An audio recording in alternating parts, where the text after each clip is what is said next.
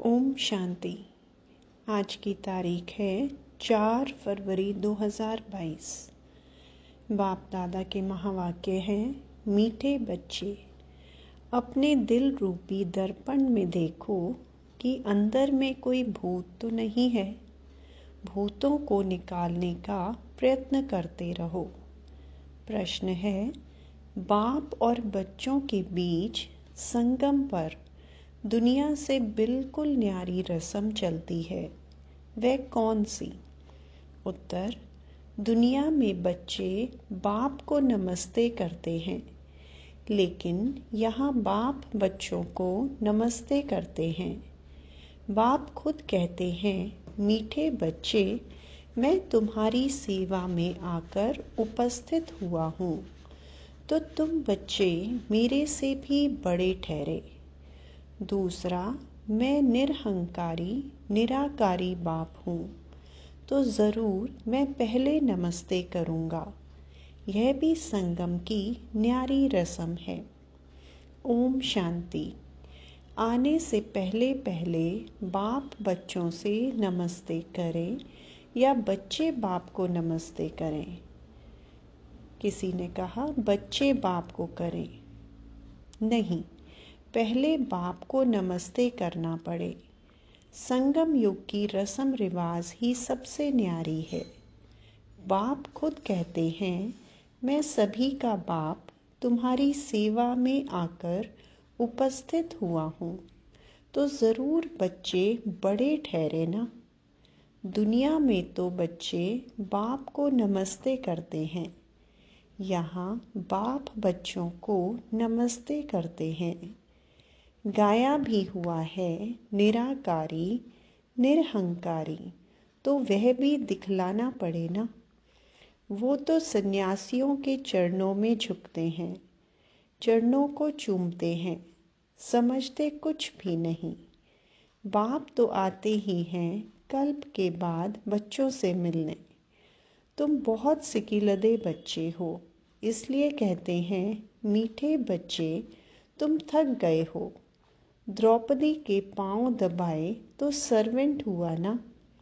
वंदे मातरम किसने उच्चारा है? बाप ने। बच्चे समझते हैं बाप आया हुआ है सारी सृष्टि की बेहद की सेवा पर। सृष्टि पर कितना किचड़ा है, यह है नर्क, तो बाप को आना पड़ता है नर्क को स्वर्ग बनाने।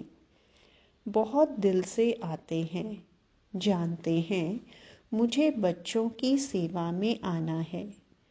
कल्प कल्प सेवा पर उपस्थित हुए हैं, यहाँ बैठे सभी की सेवा हो जाती है। ऐसे नहीं कि सभी के पास जाना होगा। सारी सृष्टि का कल्याणकारी दाता तो एक है ना। उनकी भेंट में मनुष्य कोई सेवा कर न सके। उनकी है बेहद की सेवा।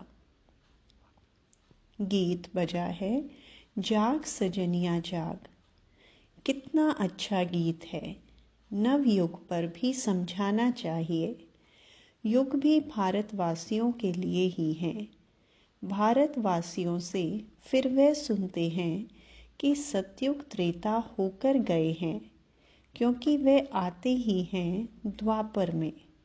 तो औरों से सुनते हैं कि भारत प्राचीन खंड था, उसमें देवताएं राज्य करते थे।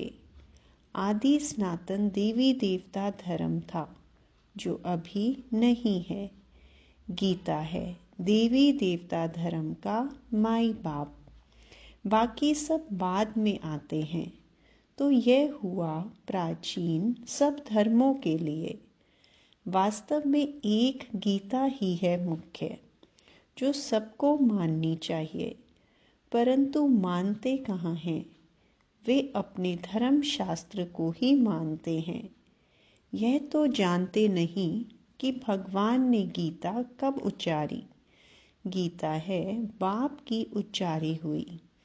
उसमें बाप के बदले बच्चे का नाम डाल मुश्किलात कर दी है। इसलिए सिद्ध नहीं होता कि शिवरात्रि कब मनावें। शिव जयंती के बाद होती है कृष्ण जयंती। कभी भी श्री कृष्ण यज्ञ नहीं गाया जाता, रुद्र ज्ञान यज्ञ ही गाया जाता है। उनसे ही विनाश ज्वाला प्रज्वलित हुई, सो तो बरोबर देख रहे हो। आदि सनातन देवी देवता धर्म की फिर से स्थापना हो रही है। फिर यह और अनेक धर्म रहेंगे नहीं। कृष्ण भी तब आए जब और सब धर्म न हो। बाकी सब आत्माएं मुक्ति धाम में रहती हैं। भगवान से तो सबको मिलना होता है ना। सभी बाप को सलाम करेंगे। बाप भी फिर आकर बच्चे को सलाम करते हैं। बच्चे फिर बाप को करते हैं। इस समय बाप साकार में आया हुआ है। यहाँ तो सभी आत्माएं बाप से मिल न सकें, क्योंकि कोटों में कोई ही आएंगे, तो सभी भगत कब और कहाँ मिलेंगे। जहाँ से भगवान से बिछुड़े हैं वहाँ ही जाकर मिलेंगे। भगवान का निवास स्थान है ही परम धाम। बाप कहते हैं सब बच्चों को दुख से लिबरेट कर परम धाम ले जाता हूँ। यह काम उनका ही है। बाप को आना ही है पतित सृष्टि को पावन बनाने। हेवनली गॉड फादर है तो ज़रूर स्वर्ग क्रिएट करेंगे ना। नर्क की स्थापना रावण, स्वर्ग की स्थापना बाप करते हैं। इनका राइट नाम है शिव बिंदु। आत्मा भी बिंदु है। भ्रिकुटी के बीच इतनी ही रह सकेगी। तो जैसी आत्मा है वैसा परमात्मा है। परंतु वंडर है जो इतनी छोटी आत्मा में 84 जन्मों का पाठ भरा हुआ है, जो कभी घिसता नहीं, फॉर एवर चलता रहेगा। कितनी गुह्य बातें हैं। अब मनुष्य शांति मांगते हैं, क्योंकि सब शांति में ही जाने वाले हैं। कहते हैं सुख काग विष्टा के समान है। अब गीता में तो है राजयोग से राजाओं का राजा बनना। तो जो सुख को काग विष्टा समान समझते हैं, उन्हों को राजाई कैसे मिले। यह तो प्रवृत्ति मार्ग की बात है। गृहस्थ व्यवहार में रहते तुमको कमल फूल समान पवित्र रहना है। Charity begins at home. Shiv Baba भी कहते हैं मैं पहले इस साकार ब्रह्मा को समझाता हूँ। शिव बाबा का ये चैतन्य होम है। पहले पहले यह सीखते हैं, फिर उनसे एडॉप्टेड चिल्ड्रन नंबर वार सीख रहे हैं। यह बड़ी गुह्य बातें हैं। सदगति दाता पतित पावन खुद आकर यह सब राज समझाते हैं। ऐसे नहीं कि वहाँ से प्रेरणा करते हैं, वह तो यहाँ आते हैं। यादगार भी है शिव के अनेक मंदिर हैं। खुद कहते हैं मैं साधारण ब्रह्मा तन में आता हूँ। ये खुद अपने जन्मों को नहीं जानते हैं। इसमें एक की बात नहीं। सभी ब्रह्मा मुख वंशावली बैठे हो। ब्रह्मा मुख के द्वारा तुम ब्राह्मण रचे गए हो। तुम ब्राह्मणों को ही समझाते हैं। यज्ञ हमेशा ब्राह्मणों द्वारा ही चलता है। उन गीता सुनाने वालों के पास ब्राह्मण तो है नहीं, इसलिए वह यज्ञ भी नहीं ठहरा। यह तो बेहद के बाप का रचा हुआ बहुत बड़ा भारी यज्ञ है। कब से डेगियाँ अर्थात बड़े बड़े पतीले चढ़ते आए हैं। भंडारा अब तक चलता ही रहता है। समाप्त कब होगा? जब सारी राजधानी स्थापन हो जाएगी। बाप कहते हैं तुमको वापस घर ले जाएंगे, फिर नंबरवार पाठ बजाने भेज देंगे। ऐसे और कोई कह न सके कि मैं तुम्हारा पंडा हूँ, तुमको साथ ले जाऊंगा। पतित मनुष्यों को पावन बनाकर ले जाते हैं। फिर अपने अपने धर्म स्थापन करने समय पाठ बजाने आत्माएं आना शुरू करती हैं। अनेक धर्म अभी हैं, बाकी एक धर्म नहीं है। तो गीता है सभी शास्त्रों में शिरोमणि, क्योंकि उनसे सबकी गति सद्गति होती है। भारतवासियों में भी ज्ञान वह लेते हैं जो आत्माएं पहले पहले परमात्मा से अलग हुई हैं। पहले पहले वह आना शुरू करेंगी नंबरवार, फिर सबको आना है। सतो रजो तमो से तो सबको पास करना है। अब कल्प की आयु पूरी हुई है, सब आत्माएं हाजिर हैं, बाप भी आ गए हैं। हर एक को अपना पार्ट बजाना है। नाटक में सब एक्टर्स स्टेज पर इकट्ठे तो नहीं आते, अपने टाइम पर आते हैं। बाप ने समझाया है नंबरवार कैसे आते हैं। वर्णों का भी राज समझाया है। चोटी तो ब्राह्मणों की है, परंतु ब्राह्मणों को भी रचने वाला कौन है? शूद्र तो नहीं रचेंगे। चोटी के ऊपर फिर है ब्राह्मणों का बाप ब्रह्मा, ब्रह्मा का बाप फिर है शिव बाबा। तो तुम हो शिववंशी ब्रह्मा मुख वंशावली। तुम ब्राह्मण सो फिर देवता बनेंगे। वर्णों का हिसाब समझाना है। बच्चों को राय भी दी जाती है। सभी एक जैसे होशियार तो नहीं हैं। कोई नए के आगे विद्वान पंडित आकर डिबेट करेंगे तो वे समझा नहीं सकेंगे।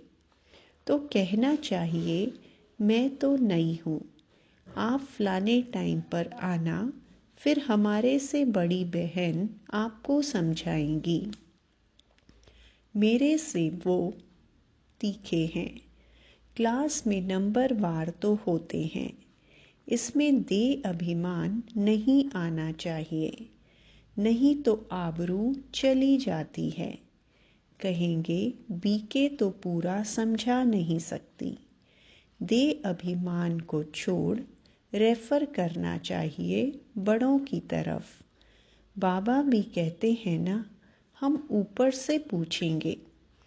महारथी घोड़े सवार प्यादे तो है ना, किन्हों की शेर पर सवारी भी है।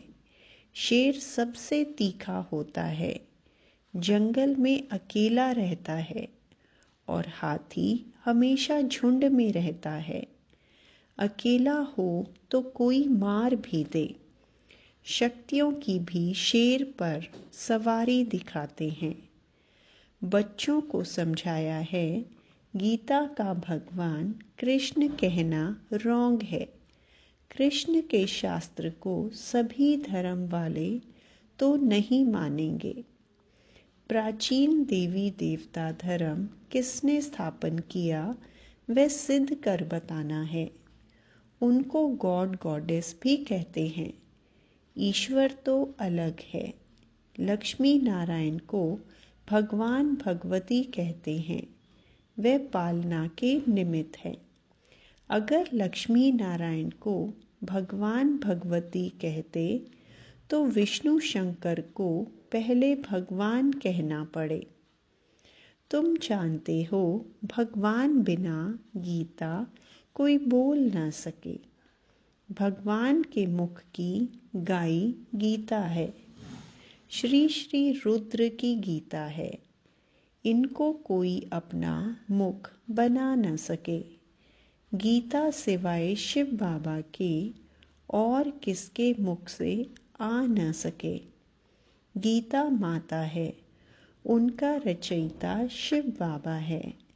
वह बैठ ओरली समझाते हैं।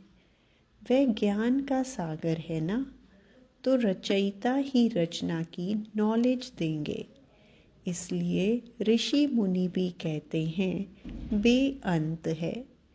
ईश्वर की गत मत ईश्वर जाने। अब ईश्वर की मत सो है श्रीमत, जिससे सद्गति मिल जाती है।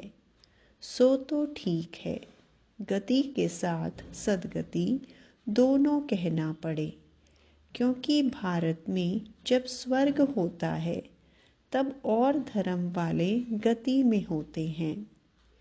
भारतवासी सद्गति अर्थात जीवन मुक्ति में हैं। यह सब राज बाबा समझाते हैं जो धारण करना है। भक्ति मार्ग वाले कहते हैं वेद शास्त्र आदि सबसे ईश्वर का रास्ता मिलता है, परंतु ऐसे तो है नहीं। यह कोई शिमला की पहाड़ी थोड़े ही है जो जहाँ से भी जाओ तो पहुँच जाएंगे। यहाँ तो साजन को सजनियों के पास आना पड़े, सजनियों का श्रृंगार करना पड़े, स्वर्ग का मालिक बनाने के लिए।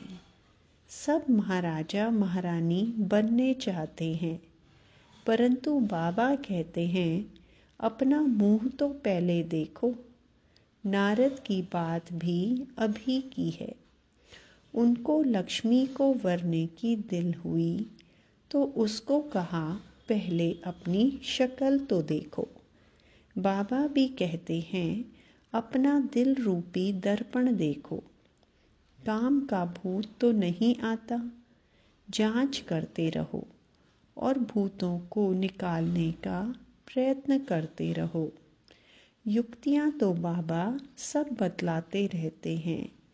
मन में संकल्प तो बहुत आएंगे, कर्म में नहीं आना चाहिए। बाबा अच्छे कर्म सिखलाते हैं ना। कर्म अकर्म विकर्म की गति का ज्ञान भी गीता में है, और तो कोई नहीं जानते। विकर्म कराने वाली है माया, वह सतयुग में होती नहीं। अब श्रीमत पर चलने से ही तुम स्वर्ग में चल सकते हो। यह किसी मनुष्य की मत नहीं है। बाप की श्रीमत से स्वर्ग बन रहा है, औरों की मत से स्वर्गवासी बन न सके और भी भ्रष्ट बनते जाएंगे। तुम बच्चे जानते हो अब एक धर्म की स्थापना हो रही है। तुम योग बल से गुप्त वेश में अपनी किंगडम स्थापन कर रहे हो। हाथ में हथियार आदि तो कुछ है नहीं, ज्ञान के बाण व तीर आदि हैं। उन्होंने फिर स्थूल में दिखा दिया है। यह है सब गुप्त शक्ति। शक्तियों की देखो कितनी पूजा होती है। 10-20 भुजाओं वाली तो कोई है नहीं, सबकी 2 भुजाएं होती हैं। मनुष्य सृष्टि में 8-10 भुजा वाले कोई होते नहीं। सूक्ष्म वतन में विष्णु को 4 भुजा दिखाते हैं, वह भी अर्थ सहित है।